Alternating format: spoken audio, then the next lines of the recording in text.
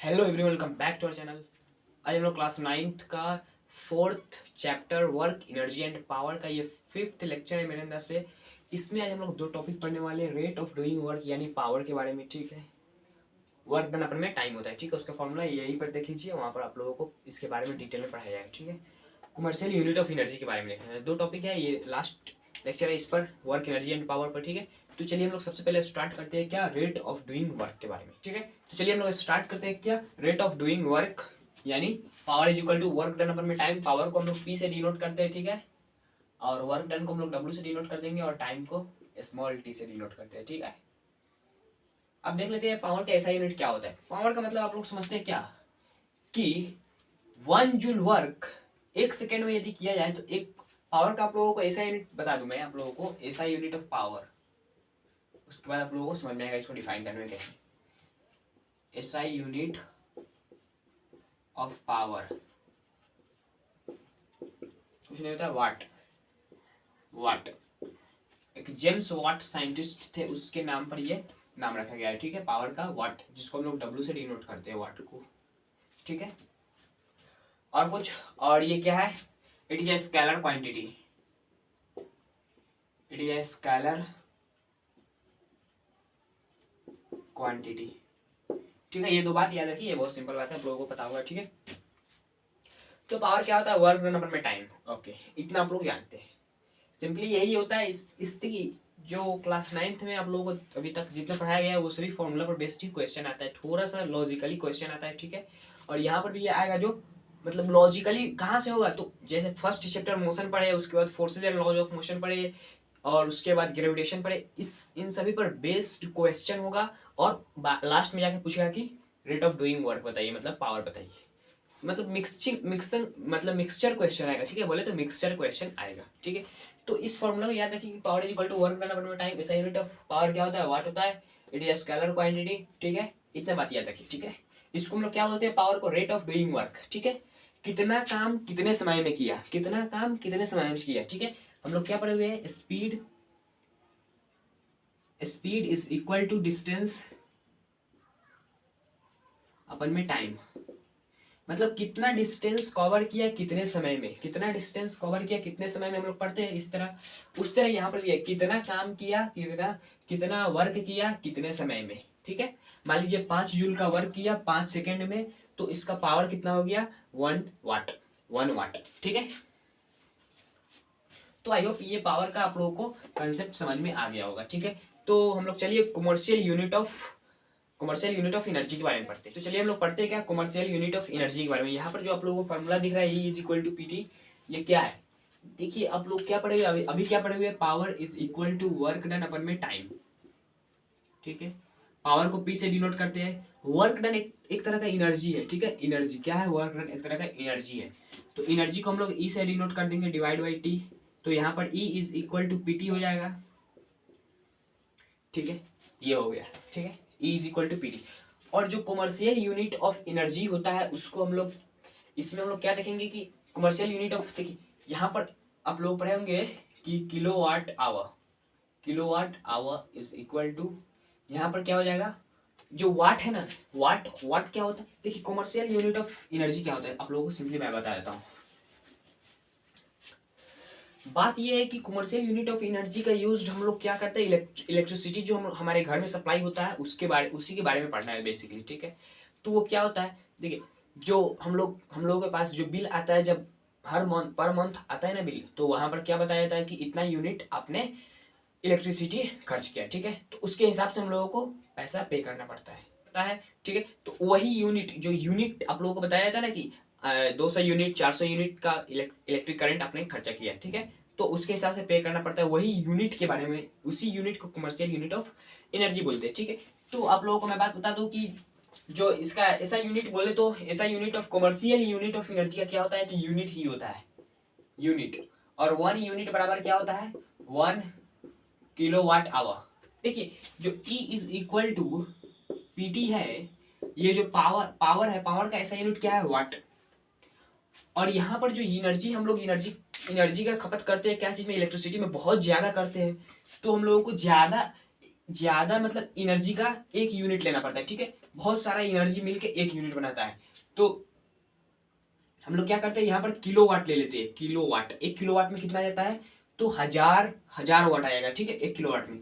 Into time, time को हम लोग जो सेकेंड में लेते थे उसको हम लोगों को आवर में लेना पड़ेगा, ठीक है। तो यहीं से आता है एनर्जी का डेरिवेशन होता है, ठीक है। E is equal to KWH, मतलब kilowatt, kilowatt hour, kilowatt hour. तो 1 unit is equal to 1 kilowatt hour, ठीक है। अब देखिए हम लोग को यहाँ से 1 unit is equal to how many joules, मतलब कितना जूल एनर्जी खपत हुआ। तो इसको कैसे निकालेंगे, तो यहाँ पर जो किलो, किलो का वैल्यू कितना होता है, तो 1000 होता है, आप लोग जानते हैं। इनटू वाट, 1 वाट, 1 वाट का मतलब क्या हो गया, तो 1 जूल समझ लीजिए। तो वन वन को हम लोग मल्टीप्लाई करेंगे किस चीज से, तो कोई फर्क नहीं पड़ने वाला है, इसको नहीं लिखते, ठीक है, हटा देते। और आवर, जब आवर को हम 1 आवर में कितना सेकेंड होता है, सेकेंड में चेंज करना है, तो 3600 होता है। तो यहाँ पर क्या हो गया, 36 इतना हो गया, ठीक है, जूल। अब जूल में ये कन्वर्ट हो गया, ओके। तो जब हम लोग आई कैलकुलेट करेंगे तो देखेंगे कितना, 3.6 इंटू 10⁻6 जूल आता है। ये 1 यूनिट का वैल्यू होता है, ठीक है, ये 1 यूनिट का वैल्यू होता है, ठीक है। तो 1 unit energy is equal to 3.6 into 10⁻6 joule होता है, ओके। ये आप लोगों को याद रखना पड़ेगा, क्योंकि जो कैलकुलेशंस करेंगे वहां पर हम लोगों को यूज हो सकता है, ठीक है। ज्यादातर यूज नहीं होता है, लेकिन आप लोगों को ये याद रखना चाहिए, ठीक है। तो चलिए इस पर बेस्ड जितने भी हम लोग पढ़े, इस पर बेस्ड क्वेश्चन को कर ले। चलिए हम लोग इस क्वेश्चन को करते हैं। यहाँ पर क्या दिया गया है कि 2 girl each of weight 400 newton climb up a rope, एक रस्सी को धर के चढ़ रही है, कितना हाइट तक, तो 8 मीटर तक, ठीक है। मतलब मान लीजिए यहाँ पर एक रस्सी को लटकाया गया,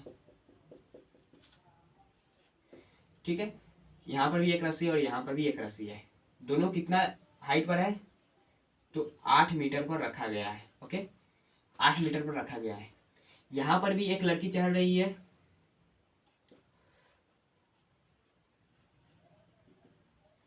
ठीक है, और यहाँ पर भी एक चढ़ रही है, ओके। एक यहाँ पर आदमी चढ़ रहा है, कोई यहाँ पर, ठीक है। एक कोई को मैं नाम दे देता हूँ ए, एक कोई को बी नाम दे देता हूँ, ठीक है। यहाँ पर भी वही किया गया है। उसके बाद बोला है girl A take 20 second while B take 50 second to reach this task, ठीक है। इस पूरे काम को खत्म करने में, मतलब यहाँ से यहाँ तक पहुंचने में गर्ल ए कितना टाइम लेती है, तो टाइम लेती है वो 20 सेकेंड। और जो गर्ल बी है वो कितना टाइम लेती है, तो वो टाइम लेती है 50 सेकेंड, ठीक है। ये हम लोगों को यहाँ तक दे दिया गया है। What is the power expanded by each other, दोनों कोई का पावर निकालना है, ठीक है, पावर। तो सबसे पहले पावर ऑफ ए बोले तो पावर ऑफ गर्ल ए का निकाल रहे, ठीक है, गर्ल ए के बारे में। तो पावर क्या होता है, वर्क डन अपन में टाइम। वर्क डन क्या होता है, हम लोग पढ़े हुए प्रीवियस लेक्चर्स में, क्या होता है वर्क डन क्या होता है, force into displacement divide by time हो जाएगा, ये वाला force into displacement, work done divide by time हो जाएगा, ठीक है।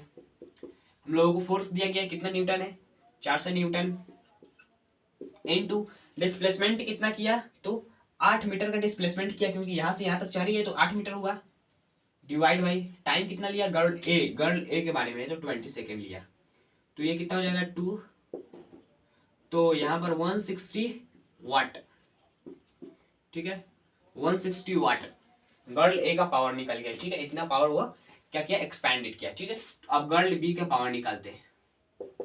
उसी तरह वर्क डन बाई टाइम, यानी force into displacement divide by time is equal to, दोनों का वेट, ठीक है, 400 न्यूटन है, इंटू डिस्प्लेसमेंट भी उतना ही और डिवाइड बाई 50 होगा यहाँ पर, क्यों, क्योंकि ये पहुंचने में 50 सेकेंड लगाती है। तो यहाँ पर ये 0 से 0 कट जाएगा, उसके बाद 8, ठीक है, 8, तो 64 वाट ये गर्ल बी का है और ये गर्ल ए का है, ठीक है। तो यहाँ पर देखिए टाइम चेंज होते ही, मतलब ये जो काम किया है ना, वो उसमें टाइम ज्यादा लगा दिया, टाइम ज्यादा लगाते ही इसका जो पावर था वो घट गया और इसका पावर बढ़ गया है। कम समय में ज्यादा काम करना तो वहां पर पावर ज्यादा होगा, और ज्यादा समय में कम काम करना, देखिए मान लीजिए इतना वर्क करना है, यहाँ से यहाँ तक वर्क करना है, कुछ वर्क करना है, ठीक है। और कोई ए मैन है, कोई बी मैन है, वो यहाँ से यहाँ तक पहुँचने में वो 20 सेकेंड लगाता है, और ये यहाँ से यहाँ तक पहुँचने में कितना सेकेंड लगाता है, तो 50 सेकेंड लगाता है, ठीक है। तो इसमें जो पावर होगा ना, पावर जो कम समय लगा रहा है, कम समय में इतना ही चल रहा है। देखिए दोनों को डिस्टेंस उतना ही मिला हुआ है। मान लीजिए एक्स डिस्टेंस है, दोनों को डिस्टेंस उतना ही चला, ठीक है। तो बात ये है कि यहाँ पर जो टाइम लगा है ना, उस पर डिपेंड करेगा। अब डिस्टेंस तो सेम है, कांस्टेंट हो गया डिस्टेंस, तो यहाँ पर जो टाइम दिया गया है उस पर डिपेंड करेगा। तो जिसका टाइम कम होगा वो क्या करेगा, पावर उसका ज्यादा होगा, और जो टाइम ज्यादा लेगा उसका पावर कम होगा, ठीक है। तो आई होप यहाँ तक हम लोग समझ में आ होगा, ठीक है। तो सेकंड क्वेश्चन को हम लोग करने चाहिए। तो चलिए हम लोग सेकंड क्वेश्चन को करते हैं। इसमें क्या दिया गया है कि एक बॉय है जिसका मास 50 kg है, runs up a staircase of 45 steps in 9 second, ठीक है। कोई सीढ़ी, समझ लीजिए जो सीढ़ी होता है इस तरह होता है, ये 45 स्टेप 9 सेकंड में चढ़ रहा है, ठीक है। 9 सेकंड में 45 स्टेप चढ़ रहा है। If the height of each step, जो ये हाइट है ना हर स्टेप का, वो कितना है, तो 0.15 मीटर है। कितना है ये हाइट, 0.15 मीटर दिया गया है, ठीक है। फाइंड हिज पावर, उसका पावर बताना है जब वो यहां से लेके 45 हुआ स्टेप पर चला जाएगा, ठीक है। 45 हुआ सीढ़ी पर चला जाएगा। तो हम लोगों को यहां से यहां तक जाने में जो वो पावर वो एक्सपेंड किया, वो हम लोगों को देखना है, ठीक है। तो चलिए उसको निकालते हैं। कैसा निकालेंगे, तो बात क्या है कि इसका मास हम लोगों को दे दिया है कितना, 50 kg दिया गया है, ठीक है। बॉय का मास हम लोगों को कितना दे दिया गया है, ये कोई बॉय है, ठीक है, चढ़ रहा है, इसका 50 kg हम लोगों को मास दिया गया है, 50 kg, ओके। अब देखिए 45 स्टेप चढ़ रहा है और ईच स्टेप का हाइट कितना है, 0.15। तो टोटल हाइट कितना हो जाएगा, यहां से जो हाइट टोटल निकलेगा वो कितना निकलेगा, तो एक मतलब ये चढ़ेगा कितना, 45 स्टेप, 45 0.15 मीटर, ठीक है। 0.15 मीटर, 0.15 मीटर, ये कितना बार चढ़ रहा है, तो 45 बार। तो टोटल हाइट हम लोगों को कितना मिल गया, टोटल हाइट मिल गया 0.15 इंटू 45, ठीक है, मीटर में आ गया, ठीक है। इतना हाइट चढ़ा, ठीक है, हाइट हम लोगों को मिल गया। अच्छा, इसका वेट कितना होगा, जो वेट ग्रेविटी लगा रही है वो वेट कितना होगा, तो वेट जो हम लोगों को मिलेगा, वेट वो क्या होता है, mg। इसका मास कितना दिया गया है, 50 kg, इंटू ग्रेविटी का 10 ले लेना है हम लोगों को दिया गया है, तो 500 न्यूटन। ये देखिए फोर्स मिल गया, डिस्प्लेसमेंट मिल गया, और टाइम कितना दिया गया है, 9 सेकंड दिया गया है। तो हम लोग पावर निकाल सकते हैं सिंपली। तो पावर इज इक्वल टू क्या होता है, वर्क डन अपन में टाइम, और force into displacement divide by time. Force कितना दिया गया हम लोगों को, तो जो फोर्स दिया गया है ना, यहाँ पर जो फोर्स दिया गया है वो कितना है, 500 न्यूटन, इंटू डिस्प्लेसमेंट कितना है, तो 0.15 into 45 divide by time 9 second दिया गया, ठीक है। यहाँ से जो पॉइंट हटाएंगे तो यहाँ पर 100 आ जाएगा, ओके। अब देखिए यहाँ से 9 5 दल में चला जाएगा, और ये कट जाएगा, तो यहाँ पर हो जाएगा 25 इंटू 15, ठीक है। तो 5 12 25, तो यहाँ पर 12 जुड़ेगा, तो 37, ठीक है, 37 वाट, ठीक है। 300 वाट यहाँ पर हो जाएगा, 375 वाट आंसर आ जाएगा, ठीक है। इस बच्चे का जो एक्सपेंड किया पावर वो इतना 375 वाट, ओके। तो सिंपली कुछ नहीं करना था, जो हाइट एक स्टेप का था वो 45 बार यही इतना हाइट आगे बढ़ेगा, तो यहाँ से जो 45 स्टेप जाएगा तो वो यहाँ तक चला जाएगा, ठीक है, 45 बार। तो उसको 45 से मल्टीप्लाई कर देंगे, टोटल हाइट मिल जाएगा। टोटल हाइट मिल गया, उसके बाद वेट निकाल लेना है कितना है, तो 500 न्यूटन है, और उसके बाद टाइम दे दिया गया हम लोगों को, तो हम लोग सब निकाल सकते हैं, ठीक है। तो चलिए हम लोग थर्ड क्वेश्चन को करते हैं। हम लोग थर्ड क्वेश्चन को करते हैं। यहाँ पर क्या दिया गया है, इलेक्ट्रिक बल्ब ऑफ 60 न्यूटन, देखिए 60 वाट का बल्ब है, जिसको पर डे 6 आवर के लिए चलाया जाता है, ठीक है, 6 घंटा के लिए रोज चलाया जाता है। 60 वाट का बल्ब है। कैलकुलेट द यूनिट्स समझ में आया, यूनिट्स बोले तो ऐसा यूनिट, बोले तो जो यूनिट था हम लोगों को बोले तो जो आप लोगों को कमर्शियल यूनिट दिया गया था वो कितना था, तो यूनिट में बताया था 1 यूनिट, जो आप लोग इलेक्ट्रिक एनर्जी जो आप लोग कंज्यूम जो आप लोग खपत करते हैं क्या चीज में, तो इलेक्ट्रिसिटी में जो यूनिट आप लोगों को बिल आता है वो यूनिट निकालने के लिए बोल रहा है, ठीक है। कितना यूनिट एनर्जी खपत किया ये बोल रहा है, ठीक है। कंज्यूम इन वन डे, ठीक है। एक दिन में वो कितना एनर्जी कंज्यूम करता है, ठीक है, हम लोगों को ये फाइंड करना है। और वो रोज 6 घंटा चलता है, 60 वाट का बल्ब है, हम लोगों को एनर्जी निकालना है वो भी यूनिट में, ठीक है। तो energy is equal to power into time पढ़े हुए हैं, लेकिन हम लोगों को यूनिट में निकालना है।